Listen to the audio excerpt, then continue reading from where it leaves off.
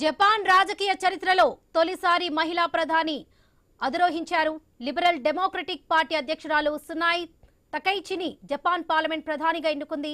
2 ఎన్నికల్లో ఘోర ఓటముల తర్వాత షిగేరు ఇషిబా రాజీనామాతో ఆ స్థానాన్ని సనాయే తకైచి భర్తీ చేశారు. ఇషిబా 1 ఏడాది మాత్రమే ప్రధానిగా ఉన్నారు. ఇవాళ తన కేబినెట్ తో పాటు రాజీనామా కూడా చేశారు. దీంతో జపాన్ కు తొలి మహిళా ప్రభుత్వ అధినేతగా ఆమె చరిత్ర సృష్టించారు.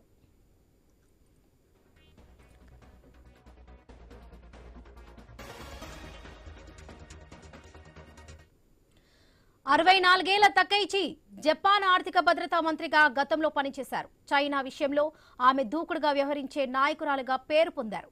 ఈ కారణంగానే ఆమె నాయకత్వం చైనా, దక్షిణ కొరియాలతో దౌత్య సంబంధాలను మరింత క్లిష్టతరం చేస్తుందనే ఆందోళనలు వ్యక్తమవుతున్నాయి.